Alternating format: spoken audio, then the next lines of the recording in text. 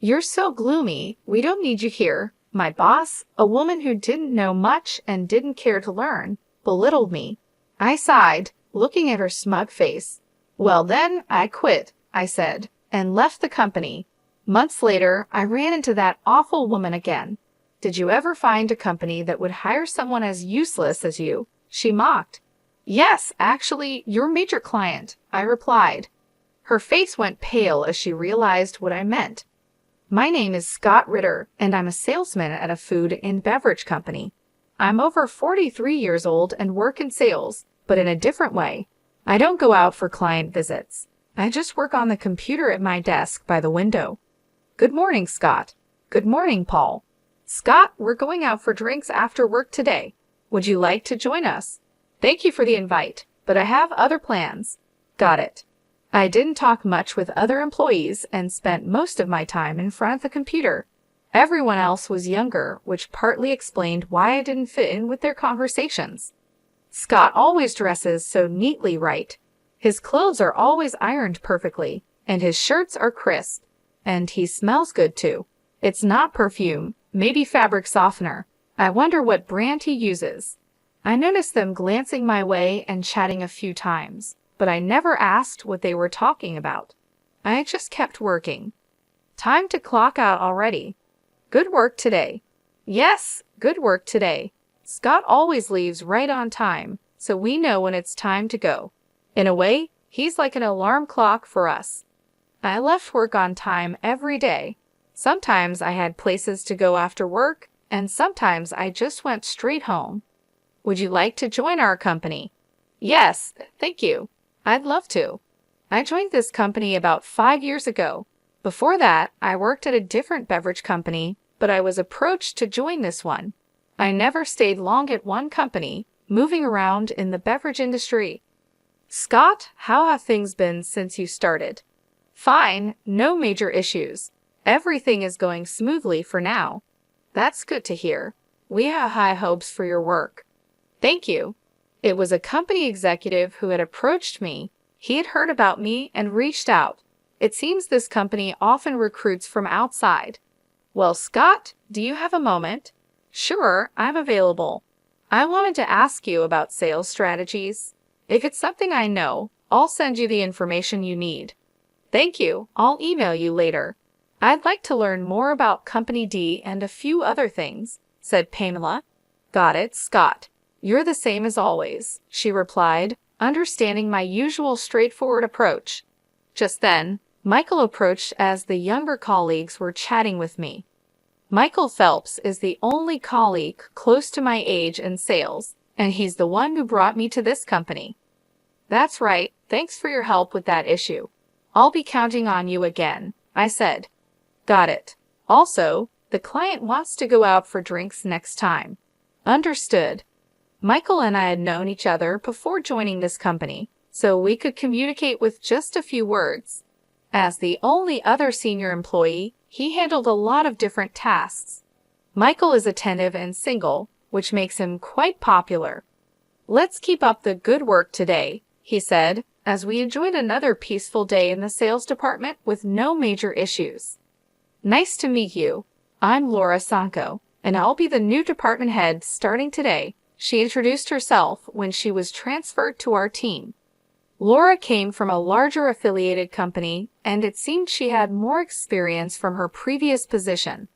Is that so? Maybe it's a matter of power, someone commented. Who knows, but she's our boss now, so let's hope we can work well together. I sighed quietly as I observed Laura. She was wearing bright red clothes that didn't seem very professional, with heavy makeup and a strong perfume that reached my desk. Her attitude was confident and assertive. Listen to what I say. I'm in a higher position than you, she said, making her authority clear. The thought of her being the boss made me uneasy. Hey, who prepared this document? She asked. Yes, that was me. Read this document, and the client you're handling will now be my responsibility. Am I really changing this now? What's wrong with this document? Figure it out yourself. Look, it's easier to read this way, but in our company, we usually just do as I say, she insisted, making sure everyone in the sales department followed her lead because of her background in a big corporation. She's really the worst. She's all friendly with the young men and Michael, but she's tough on us women, a colleague whispered. I'm just trying to stay out of her way, I replied. It's tough, but let's support each other and get through this. Everyone followed her instructions reluctantly to avoid unnecessary trouble. Sighing, Michael asked, "What's wrong?" "It's about Laura, our manager, as he invited me out for drinks on a rare day off." He sighed heavily, looking genuinely troubled. "Laura has been really on my case lately. Every day she's asking me out." "I see, I get it," I replied, understanding his situation. It seemed she often invited him out for drinks or meals. Michael looks young for his age, so Laura didn't seem to mind the age difference.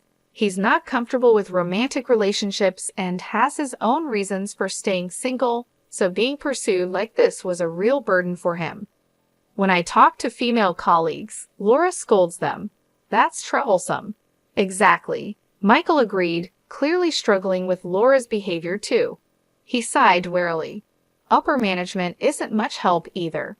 Yeah, I tried talking to them once, and they were pretty indifferent about it. It's really affecting me. The whole atmosphere in the sales department has changed. Who knows what will happen next?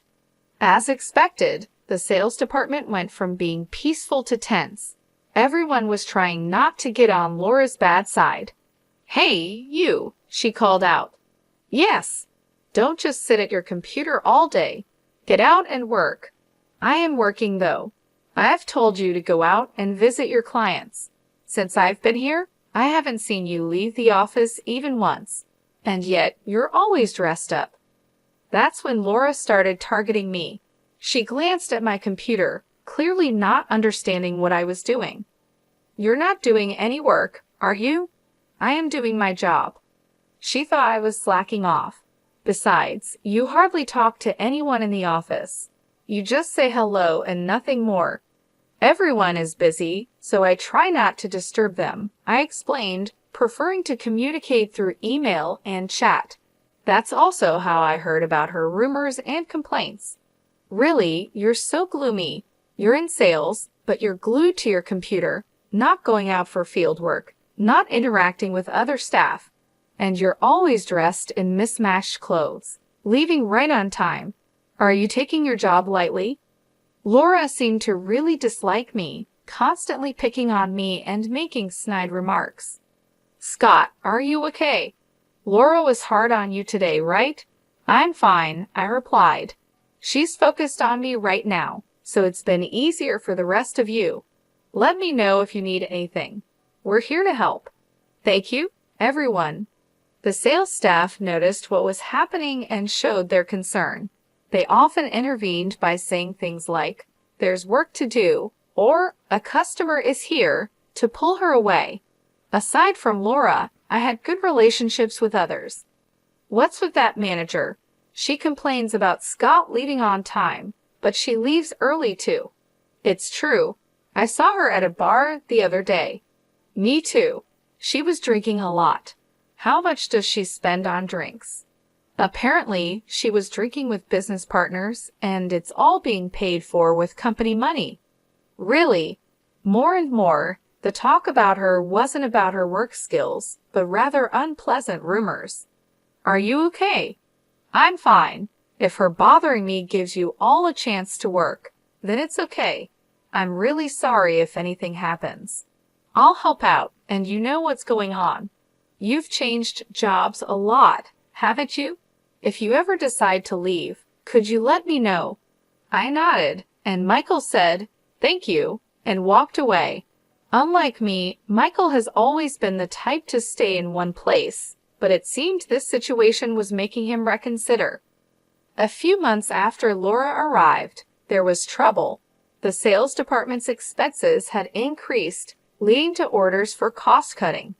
Why have the expenses gone up? Now we're told to cut costs. It's ridiculous, Laura complained, but the rise in expenses was her fault. Her excessive spending on entertainment was causing the increase. Everyone knew she was frequently out drinking. I don't want to cut back on entertainment expenses.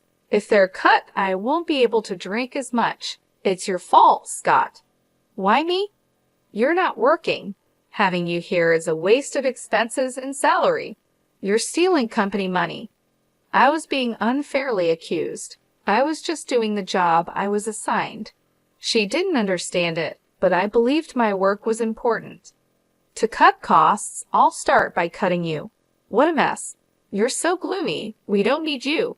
Pack up your things and get out of the company. Is that an order from the boss? Yes, you're fired, she said with a smirk. I just sighed. Then I quit. Don't ever come back to this office. Getting rid of an incompetent employee will save us money. Without much resistance, I packed my things and left the company. Are you really quitting? Why so suddenly? Laura said I was fired. Well, if she said so, maybe there's no other way. Even the executives couldn't stop Laura's actions, given her connections to a larger company. It seemed inevitable. That day, I resigned and left the company. Scott, please come back to our company. We need you here. We'll talk to the manager, read numerous messages on my phone, all begging me to return. But I had been fired, and there was nothing I could do about it. If you're not here, I don't know how to proceed with our business strategy, a female colleague said cheerfully over the phone. I appreciate everyone's words, but I've been let go.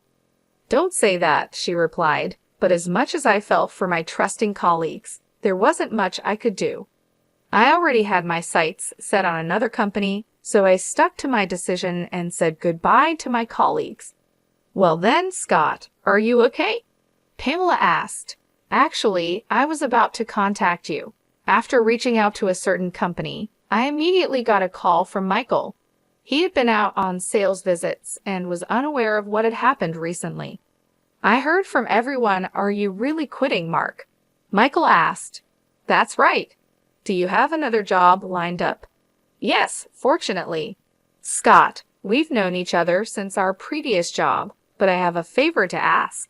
I've already talked about you. Michael, thank you so much. I really appreciate it. A few months after leaving that company, I found myself at a high-end restaurant for a business meeting. Honestly, the person I was meeting today was a bit difficult to deal with. As I waited at the entrance, I heard a familiar voice. Well, long time no see.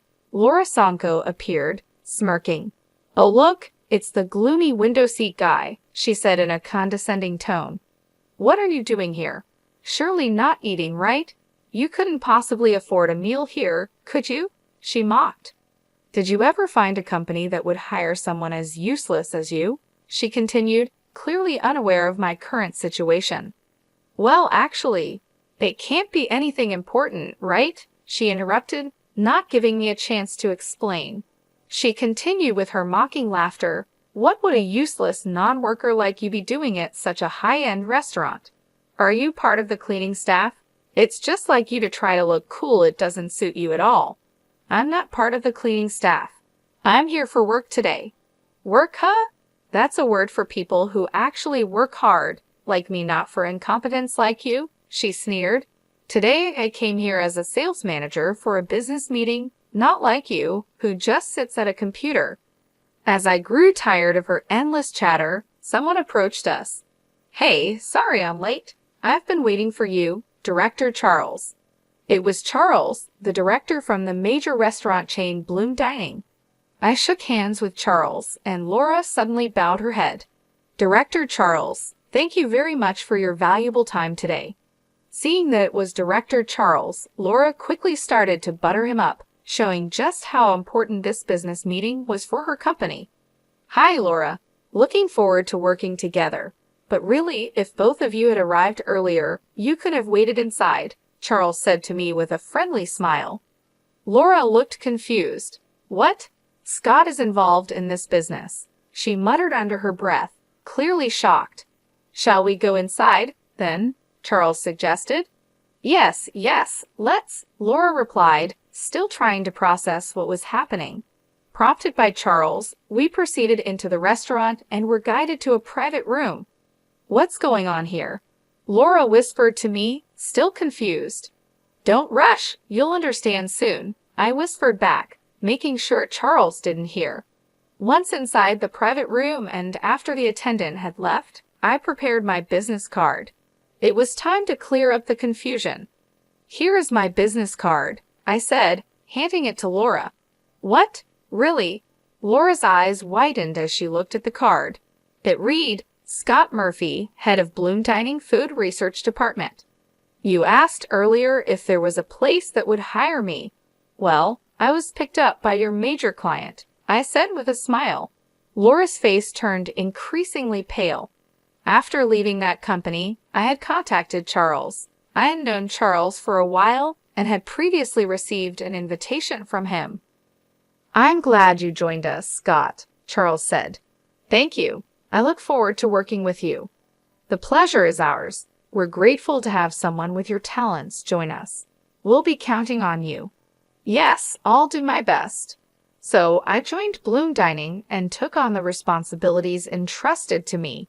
Just like in my previous company, my work was recognized, leading to a smooth promotion to my current position as the head of the department. Is that really possible? Laura mumbled, still in disbelief. Is something the matter? I asked. No, it's nothing, she replied, shaking her head with a pale face. She couldn't believe that the person she had deemed incompetent and fired had now become the head of a department in a major corporation. It can't be right. You are the incompetent, gloomy one. Laura was stunned. What am I supposed to do now? She whispered to herself. The reality that her business negotiation partner was someone she had ridiculed and treated poorly, and the fact that her company was now in a weaker position, seemed to overwhelm her. It was a complete reversal of our previous situation when she had fired me.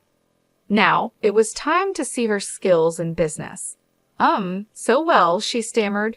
How are things going with this matter? Charles asked. Laura seemed unable to deliver her usual smooth sales pitch, glancing at me often, still shocked by the earlier revelation. Eventually, she left the meeting in disarray. Did you know Laura? She seemed quite concerned about you, Charles asked after we saw her off. Actually, she's the one who fired me from my previous job, calling me a gloomy incompetent. Really? Charles responded, clearly surprised. I then shared the whole story of my previous job with him. What a rude person she is, Charles said, sounding indignant, as if it were a personal insult. Regarding this deal, I don't want to work with such a disrespectful person in the future. Let's get someone else to handle it. Yes, let's proceed with the negotiations once the representative is changed. All right, I'll make sure to communicate that, I assured him. Charles and I decided to request a change of representative from Laura's company. Given our company's stronger position, it was likely that Laura would face some repercussions. Later on, a former colleague filled me in about what happened with Laura at her company. The executives confronted her, asking, "What do you mean by changing the person in charge as a manager?" It turns out the sales staff who had been putting up with her behavior reported her past actions to the executives, including the incident where she fired me. They told her, "We have refrained from reprimanding you because you're from an affiliated company, but this time we will have to report back to your parent company." The look on Laura's face was ashen. "Is that so? Thanks for letting me know." "Not at all. I owe you, Scott," my former colleague replied, smiling and relieved at how things had turned out. Sometime later, I got a call from the executives of my former company. "Scott, would you consider coming back to us?" they asked. Apparently, they were rethinking my employment. After I left, the work I did in the sales department was reevaluated, and there was a noticeable decline in the department's performance, prompting an investigation.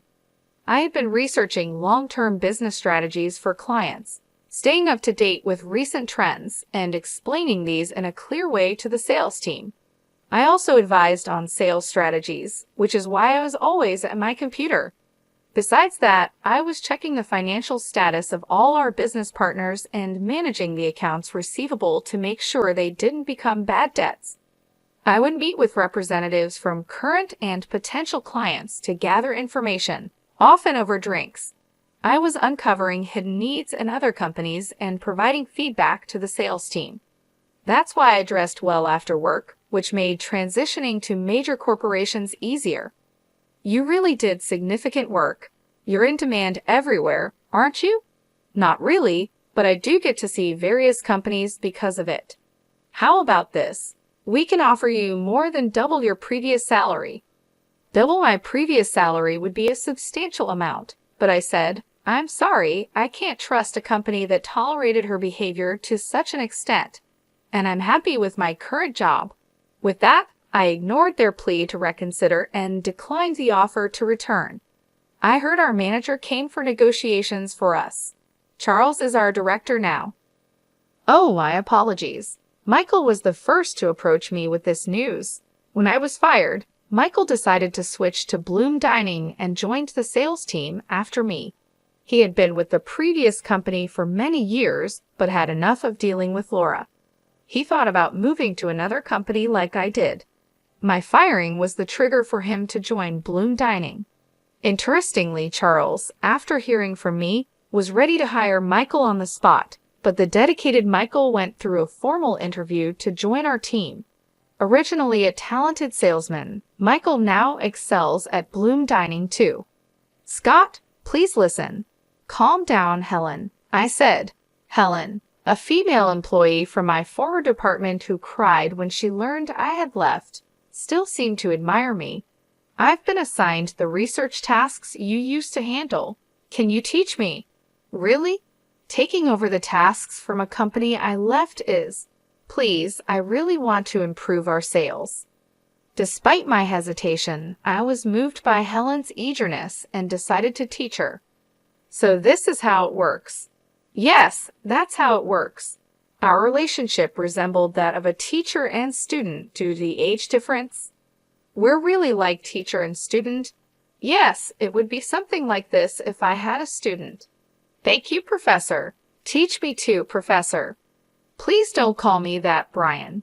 When we met occasionally for lessons, another former colleague, Brian, wanted to join, eager to learn my sales techniques. I thought, with these two, that company will be okay. I was relieved to see them positively trying to learn, just like before. They could form a great team, much like Michael and I did in the past. As for Laura, she ended up returning to her original company as a regular employee. However, her lavish lifestyle and love for drinking couldn't be supported by her regular salary, so she secretly started working at nightclubs. But moonlighting was against her company's rules, and once they found out, she was fired. Now, Laura is struggling to attract clients because of her haughty attitude, and she isn't earning much. It's a sort of poetic justice, a case of cause and effect. I saw her looking rough in downtown recently. She caused a lot of trouble for others, so now it's her turn to face difficulties. Laura, who once fired me, now faces her own set of hardships. She wouldn't have thought this would happen back then. She even contacted me using the business card I gave her. Could you hire me at Bloom Dining? She asked. That's impossible. At least contact Michael, I told her. She contacted me too many times and was becoming a nuisance, so I passed her messages to Michael. He replied, I'm sorry, but I'm not interested in people like you, and frankly, I dislike you. Please don't contact me or my colleagues in the future. To be honest, I don't want to hear from you again. Michael clearly refused her, and after she kept trying to reach out to him, Michael contacted his lawyer. She was then placed under a restraining order and could no longer approach him. Being popular can be troublesome, but I never wanted this kind of attention. Michael and I had worked together at one of the companies during my job-hopping days. He had been engaged, but after his fiancée died in a car accident, he remained single. Since then, he understood the nature of my work and began relying on me. Now, he's thriving as a skilled senior in sales. Meanwhile, I'm grateful to be using my skills at Bloom Dining, where I conduct research with a more generous budget than before. Thanks to my efforts, Bloom Dining's default rate decreased significantly, and we were able to understand our clients' needs in more detail, leading to increased contract rates. It was definitely the right decision to bring you on board. You've made a significant difference, Charles said. I'm glad to be of service to the company. Everyone praises you. They said contracts became much easier to secure because you identify the needs so precisely.